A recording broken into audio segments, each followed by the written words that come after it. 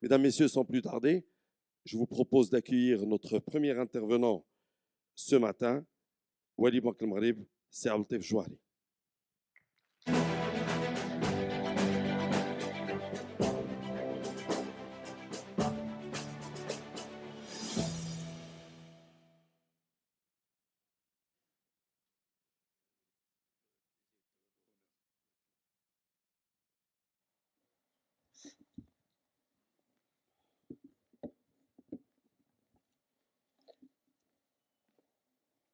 On m'a donné 5 minutes. J'essaierai de dire le maximum dans ces 5 minutes.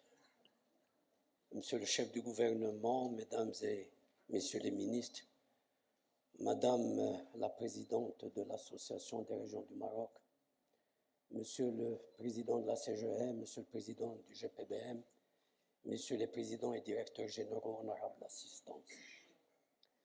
Je voudrais commencer tout d'abord par remercier les organisateurs pour leur invitation et les féliciter pour cette initiative. Certes, la question de l'investissement a toujours été d'actualité dans notre pays, mais elle est davantage dans cette ère post-Covid marquée par une succession de crises et de chocs invraisemblables.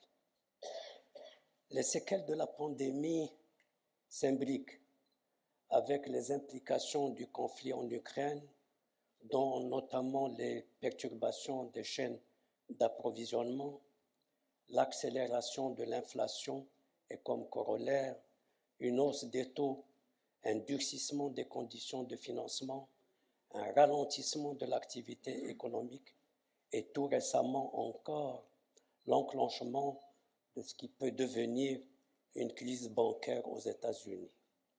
Tout cela vient se recouper avec des changements de paradigme déjà à l'œuvre, liés à la transformation digitale, la fragmentation géopolitique, ainsi que la montée du souverainisme économique et des exigences en matière climatique.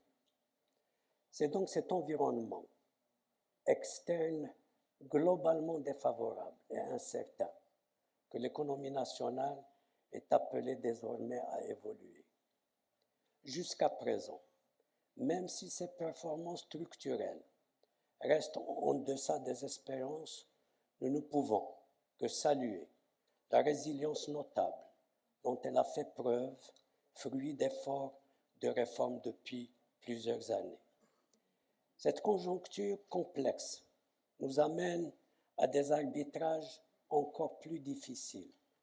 Au plan de la politique monétaire, nous avons augmenté le taux directeur pour prévenir tout désancrage, des anticipations et l'enclenchement de spirales inflationnistes auto-entretenues. Certes, ces décisions peuvent avoir des impacts indésirables à court terme, mais le coût de non-action est largement plus élevé à moyen et long terme. À cet égard, l'unanimité au sein des communautés financières et académiques est claire.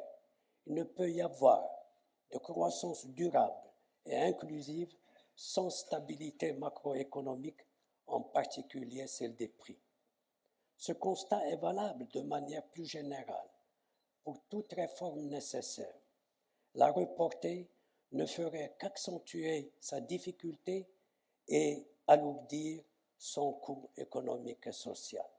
Aujourd'hui, devant un agenda de réformes chargé et des pressions sur les ressources de l'État, le grand défi est d'opérer un saut qualitatif et quantitatif de l'investissement privé au bénéfice de la croissance et de la création d'emplois. À Banque al-Maghrib, cet objectif n'a jamais été absent de notre action. Nous poursuivons en effet les efforts dans tous nos domaines d'intervention en faveur notamment de la TPME pour faciliter son accès au financement à travers des programmes dédiés, la diversification d'instruments de financement. Nous travaillons de façon permanente à l'amélioration de la relation banque-client, à la promotion d'une concurrence saine, à la digitalisation des services bancaires, en veillant également de très près sur la solidité du système bancaire à travers la mise en œuvre de règles prudentielles en ligne avec les standards internationaux.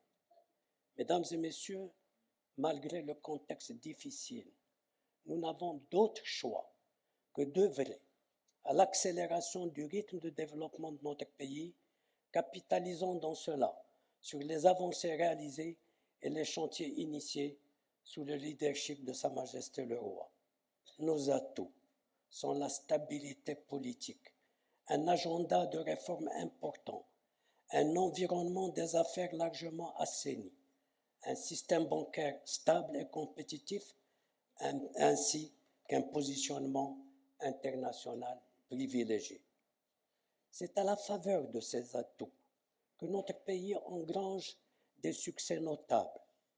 J'évoquerai, comme le chef du gouvernement l'a précisé, la sortie de la liste grise du GAFI, l'attractivité comme l'illustre le volume annuel des IDE et le succès de la dernière émission du Trésor, la confiance des institutions internationales comme en témoigne l'accueil des assemblées annuelles du Fonds et de la Banque en octobre prochain à Marrakech et, nous l'espérons, l'octroi dans quelques jours par le Fonds monétaire de la ligne de crédit modulable qui constitue, selon ses propres termes, une consécration de la solidité des cadres de politique économique et du bilan du Maroc.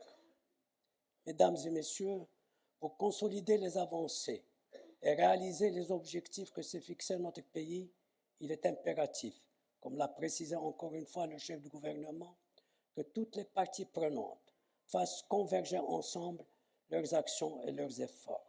Cela ne peut se faire qu'à travers un dialogue permanent, le suivi régulier et l'évaluation, le tout en synergie et dans un esprit constructif, loin de toute surenchère et invective. Dans ce sens, Banque Maghreb s'engage devant vous à renforcer son rôle de conciliateur, comme elle l'a fait en 2016, en 2019, lorsqu'elle a réuni les représentants de l'entreprise avec le système bancaire et plus récemment, lorsqu'elle a organisé plusieurs rencontres entre les représentants de la nation et les présidents des banques. L'objectif reste le même, celui d'un véritable décollage économique et social qui n'est d'ailleurs pas hors de notre portée après l'exploit que notre pays a pu réaliser sous l'impulsion et les orientations de Sa Majesté lors de la crise pandémique. Je vous remercie.